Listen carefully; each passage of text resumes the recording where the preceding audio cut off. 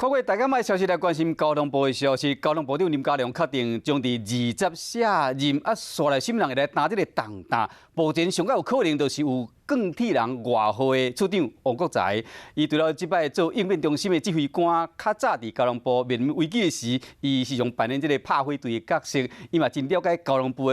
这各种的业务。是讲嘛听讲，佳人市长林佑昌、台湾世墟的董事长施义峰，以及槟榔县长潘明安、立委李坤德，拢是可能人选。应该是最快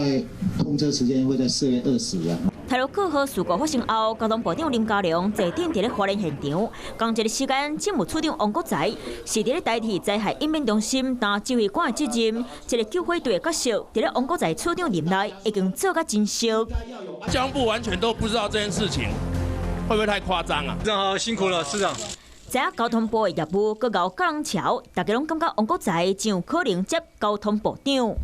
除了有钢铁人外号的王国材声势上旺，其他有点名的包括含林佳龙同款是正国会派系佳人市长林佑昌，搁有台湾世墟董事长施义峰，嘛因为有土木工程专业的背景，互感觉伊会当改革代替。另外，槟榔县长潘明安甲交通委员会调委李坤德，北方传出可能是乌马。王国材本身他已经是现任的次长，难道这个台铁的事件他不也应该要负起一部分的责任吗？未来这个人选一定要有能量，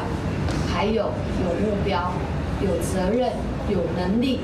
可以去推动台铁的改革。交通部的业务真济，即马阁要面对台路过河事故发生后，代替爱解决的问题。若是要把这个重担接落来，心中真正要有够力。